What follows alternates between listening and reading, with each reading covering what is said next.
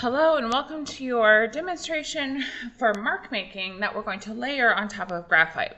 And then for your self-portrait, you'll have some options of like using some mark making in the background, or if you really like mark making and you're good at it, maybe you want to layer it on top with the charcoal. So this is something that could be applied to later assignments. All right, we're going to do a cross-hatching sphere, hatching, contour hatching, cross hatching, stippling, and scumbling. We're going to add a cast shadow. And so, a quick review. You can use either your Sharpie pen or the black pen provided to you. You'll have a choice in which one you want to use to trace out your drawing as well. It depends on how confident you are, because if you stop with the Sharpie, it makes a little blob. So if you're less confident, maybe the pen. So I'm going to use the pen for this because you can get a little bit of a finer line. But for stippling, I am going to use my Sharpie pen. All right, so we're going to do a cast shadow similar to this one. So remember that we have the highlight. So you're going to annotate this. And then we have the midtones. And then we have the core shadow. Notice how it's curved to make the item look curved. We are going to add some reflected light on this side to the ones down here. That's what these are lacking.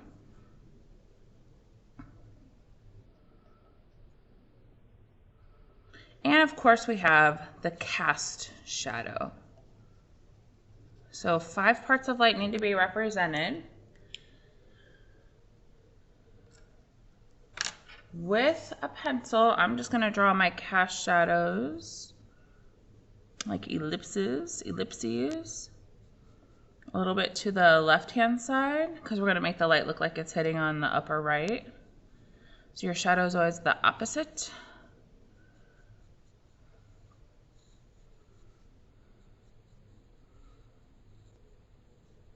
Okay, so cast shadows on there. All right, so for hatching, it's just lines that are parallel to each other and they do not really crisscross. So, let me test that out, okay. And so I kind of start along the edge and like you're flicking in. So you want to do some long, some short. You want them to be like a little irregular looking, not completely uniform. Okay, then I'm going to come back in and I'm going to darken my core shadow. So in like a crescent moon shape. I'm going to bring it up a little bit. And notice how I didn't go all the way to the edge for the core shadow. And then I'm going to blend that in by going back to the edge and pulling in. And so I am holding my pen kind of in the middle. I want like some fine line. I don't want it to look, you know, like I don't want this. That looks bad. And it doesn't, like from far away, blend visually, so it doesn't really help enhance form or dimension. All right, I'm going to add a little bit more just to blend in my reflected light area. Okay, so then for the cast shadow, I'm just going to go horizontal so that it looks horizontal. So remember, it's darkest right underneath the item or object. And then it does fade out.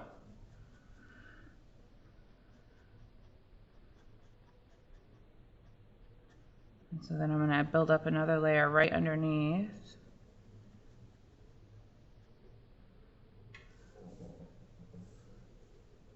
All right, hatching. Contour hatching is curved lines that do not crisscross. So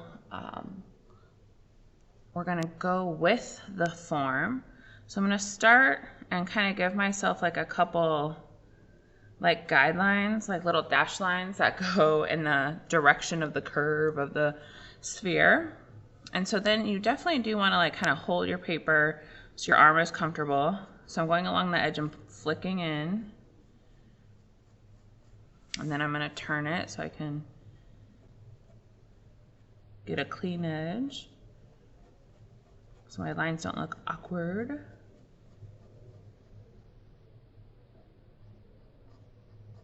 Okay, then I'm going to go back and add another layer to my core shadow area. So it's like you're kind of like sweeping motion to get like the buildup of the finer lines.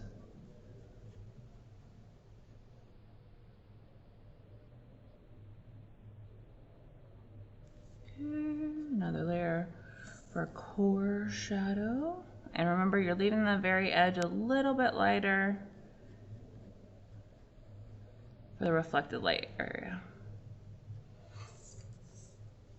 And so if you're gonna do these type of contour hatch lines, if it's something that's horizontal, you would go horizontal. If it's vertical, you would go vertical. If it's curved, you would apply in a curved manner. If it's diagonal, you would apply diagonally. So you kind of have to just go in the same manner of the surface that you're working on. Okay, I'm gonna do like curved rings.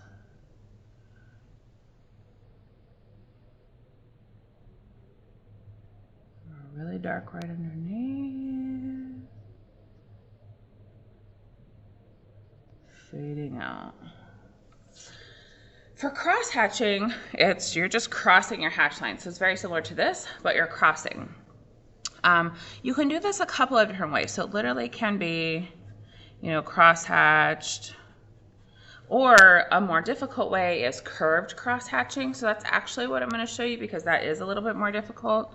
But it kind of starts out the same. So instead of just doing like diagonal hatch lines, I'm going to slightly curve them. Like ever so slightly.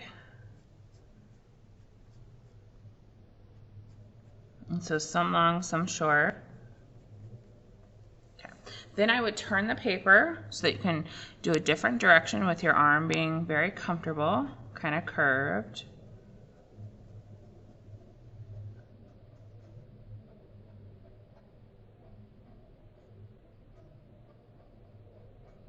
Okay. And then different direction. And now I am going to, before I get too much further, I'm going to layer in my core shadow.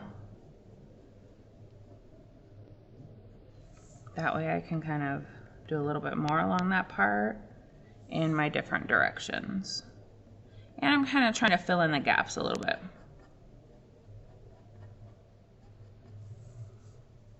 So that's a little bit more difficult than this way, but if you want to do just the, vertical, horizontal, diagonal, straight hatching lines, you can.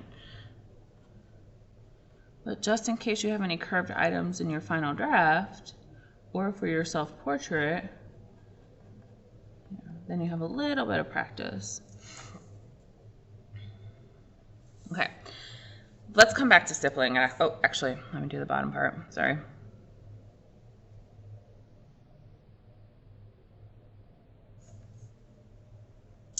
Cast shadow.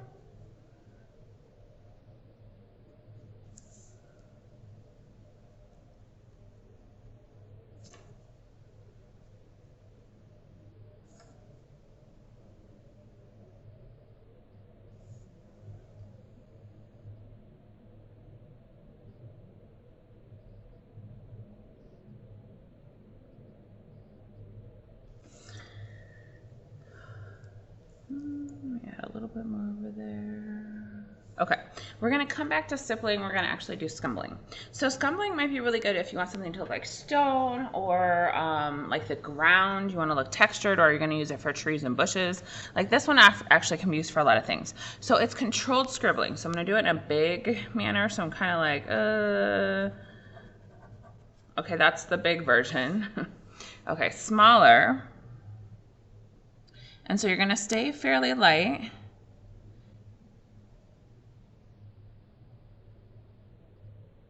And I'm holding my pen, like as I'm trying to work into my lighter midtones into the highlight, I'm gonna hold my pen in the middle or towards the end.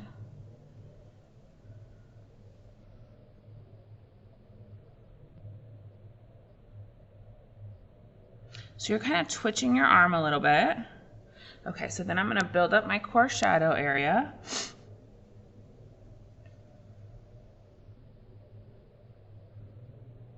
Making sure it's curved so the item looks curved. And for this one, it's not such a big deal for direction because obviously it's just controlled scribbles, but you want to make sure that your core shadow helps create the form of whatever you're doing. Structure, sphere, tree, ground, etc. Okay, let me fade that out a little bit more. I think I went a little bit too high up there, but that's okay. You guys get it. All right, so then from far away, it looks like a texture. So then underneath, and of course, it's similar to micrography. You guys, a lot of you guys did this in micrography. So the smaller it is, the darker it'll appear. The bigger it is, the lighter it will appear. So that also is true for scumbling.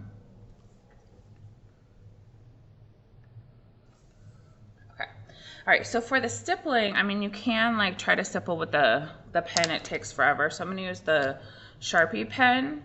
And if yours is destroyed, then you can use the black pen.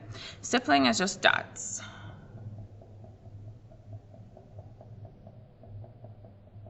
And so it does take a little bit. And I think the key is to kind of like move your hand around in that area and then move to another area and then come back and kind of fill in. So it takes a little bit for stippling. I will post a picture of a finished stippled item. The key is that you're not like hitting the Sharpie or the pen. So in the classroom we say like it shouldn't really make the sound of rain, like I shouldn't hear the rain falling. You want to like actually be a little precise, and it shouldn't be like, oh, here's my stippling, because that really is not stippling. That looks like fur or prickly little cactus spines or something. So you need to actually make the dots. And so this one takes a little bit longer, but it is nice. Sometimes I'll layer like these two together, so you can layer these together as well. And so you guys will do a little bit of experimenting on one of your sketches for like what shading areas are you going to use to enhance your sketch, but then where do you want some emphasis or focal points within your composition, and we'll do some mark making there. Okay, so finish your mark making, take a picture, put it in your Google Doc. All right, good luck, have fun. I will post a finished image of that fully stippled sphere.